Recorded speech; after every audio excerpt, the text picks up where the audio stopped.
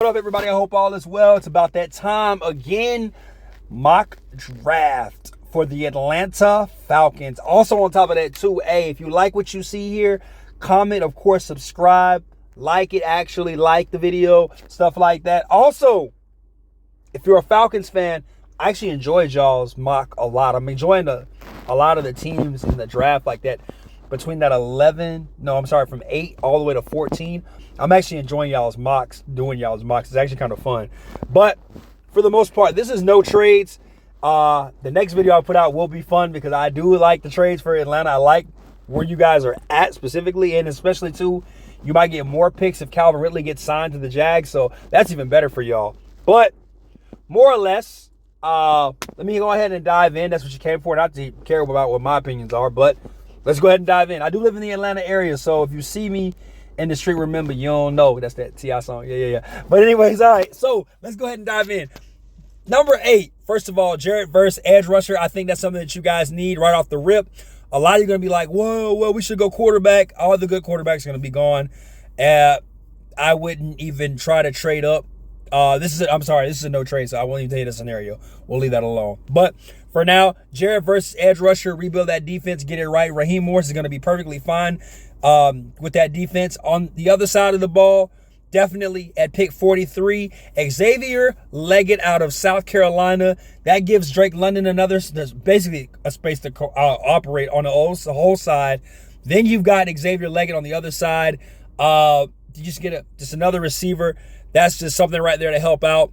Kyle Pitts, too, as well. That's going to be fun all around. So just seeing the whole dynamic of this offense and with Bijan Robinson, that's just going to be something. I don't know why Arthur Smith couldn't make it work, but I'm pretty sure whoever comes in for the Falcons is going to have a great time if they go ahead and draft Xavier Leggett, Drake London, Kyle Pitts, Bijan Robinson, a great offensive line, and they probably got to go get a center in free agency. That's just me. Now, let's talk about this defense. Let's ramp it up some more. Rook Ororo out of Clemson. Definitely defensive line interior. Love him a lot. Plugs the hole up. Brian Bresee last year kind of stole a lot of his shine at Clemson. But pretty much, I know that Clemson had a down year this year. The past few years, they've had some down years. Believe it or not, he was actually a bright spot on their defensive side of the ball. Him, Jeremiah Trotter, so on and so forth. Those kind of the guys really where they stepped up. Their offense was on the field not that much. So the defense played way too much time on the defensive side of the ball. But this guy right here is a nice piece, a run stopper. He can get to the quarterback a little bit of times, but I like him there. Then, of course, obviously, Adrian Cooper. He's in a lot of my mocks. I think he is the best linebacker. Just pretty much depth at linebacker. You guys got a pretty good linebacker core already. Add him. He could be an edge rusher, kind of in that 3-4 style, what the Rams was running. He could come over there and run that too as well. So I really like him there. Adrian Cooper, way more than usual in this system. I don't mind if you guys get Cedric Griffin or, Peyton Wilson as well. Peyton Wilson as well. There's another guy too. I think his name is Levant Hopper out of Missouri. That's another guy I like too that could fit this system. So that's something that I really like. Now at 110, you got to take one eventually because Desmond Ridder's not the guy. Taylor Heineke could win you a couple of games. Yes, you paid him, so why not just utilize him, get the best out of him as you can. But I really think Jordan Travis is a good quarterback, especially in the later rounds. I think that you're getting a steal with him. Due to the injury, I understand.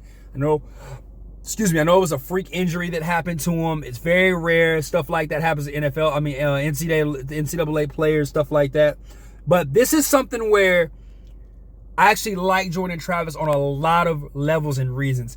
He's surrounded by good talent. He kind of comes in. His expectations aren't as high. He's kind of like a Russell Wilson type player.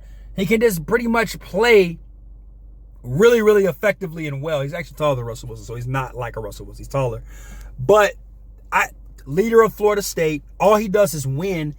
He's tough competitor, strong arm, not bad. Like, I really think that getting him really is going to solidify a lot of things offensively for the Falcons.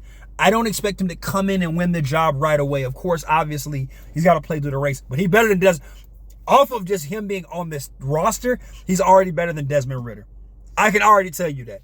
He's already better than Desmond Ridder. I can tell you that right away.